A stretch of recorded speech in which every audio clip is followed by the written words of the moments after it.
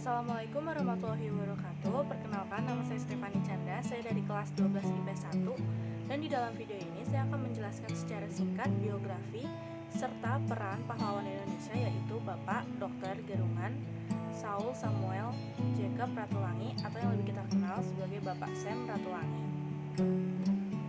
Dr. Gerungan Saul Samuel Jacob Ratulangi atau Bapak Sam merupakan pahlawan nasional Indonesia. Ia merupakan jurnalis, politikus, serta juga guru yang mengajar di Sulawesi Utara. Bapak Sam ini sangat banyak membantu dalam kemerdekaan Indonesia loh.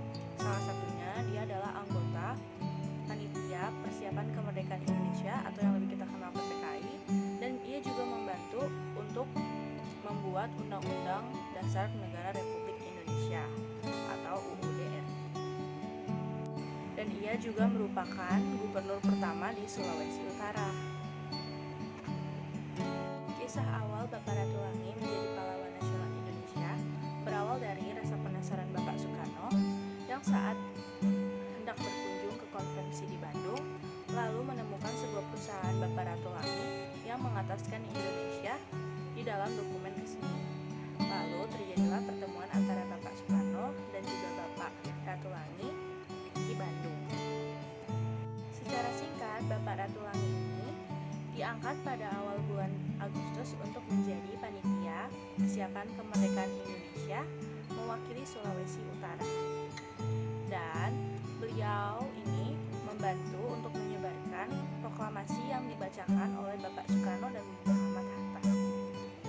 Setelah resmi menyebarkan proklamasi kemerdekaan Indonesia, Bapak Ratulangi dihadapkan pada situasi yang sulit karena pasukan sekutu yang tidak terima kemerdekaan Indonesia datang dan siap mengambil alih Hindia Belanda. Para pemuda-muda yang ada di Sulawesi bersiap untuk berjuang membantu kemerdekaan Indonesia tetap ada. Dan Bapak Ratulangi juga menerima bantuan-bantuan dari raja-raja adat seperti Kesultanan Bone dan Kedatuan Luwu. Setelah cukup lama bertahan, akhirnya Bapak Ratulangi beserta staf-stafnya yang berjumlah 6 orang dan juga keluarganya akhirnya diasingkan ke Serui. Beliau berinteraksi kepada masyarakat setempat dengan membuat sekolah lokal dan juga membuat organisasi sosial. Pada 23 Maret, setelah penandatanganan perjanjian Reville, akhirnya Belanda melepas Bapak Ratulangi beserta staf dan keluarganya. Lalu Bapak Ratulangi disambut oleh masyarakat setempat dan juga Bapak Soekarno yang membuat acara.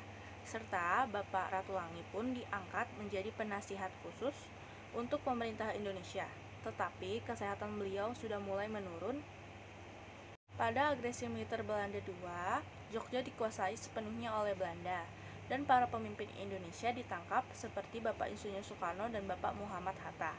Bapak Ratulangi juga ditangkap dan diasingkan ke Bangka, tapi karena permasalahan kesehatannya, akhirnya Bapak Ratulangi tetap ada di Jakarta sebagai tahanan rumah. Tetapi tak lama setelah itu, akhirnya Bapak Ratulangi meninggal pada tanggal 30 Juni dan dimakamkan sementara di Tanah Abang.